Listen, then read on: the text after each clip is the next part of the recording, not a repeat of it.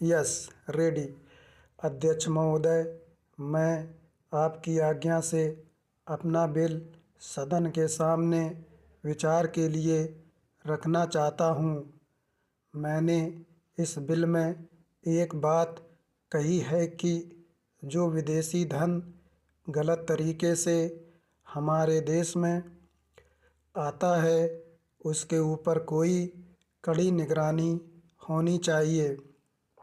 मैंने इस बिल में यह भी कहा है कि कोई भी पार्टी, कोई भी संस्था, कोई भी आदमी अगर विदेशों से धन लेता है तो उसकी सूचना तुरंत सरकार को दी जानी चाहिए। उस आदमी या उस संस्था के लिए यह भी अनिवार्य हो कि उस राशि का पूरी तरह से लेखा जोखा रखे और 1 वर्ष के बाद उस राशि के खर्च का पूरा लेखा जोखा सरकार के पास भेजे, ताकि सरकार को मालूम हो सके कि कितना धन विदेशों से आया तथा वह किस प्रकार खर्च हुआ। इस सदन में इस संबंध में अनेक बार बहस हो चुकी है। स्वयं गृह मंत्री जी ने यहाँ कहा था कि वह इसके संबंध में एक बिल सदन में लाएंगे, लेकिन मुझे बड़े दुख के साथ कहना पड़ता है कि 2.5 वर्ष बीत जाने के बाद भी आज तक वह बिल सदन में नहीं आया। आज अगर कोई यह कहे कि मैंने यह पैसा अमेरिका से लिया है या चीन से लिया है या अन्य देश से लिया है, तो उसके ऊपर आज कोई भी मुकदमा नहीं चल सकता।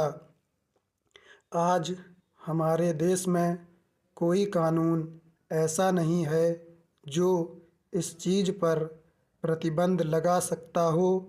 आज 3 बड़े बड़े देश हैं जहाँ से हमारे देश में पैसा आता है। कुछ पैसा अमेरिका से आता है, कुछ चीन से आता है और कुछ पाकिस्तान से आता है और छुटपुट अन्य देशों से। इस प्रकार का धन हमारे देश में कितना फैला है, अगर इसकी ओर आप ध्यान देंगे तो एक चिंताजनक स्थिति आपके सामने आकर खड़ी हो जाएगी।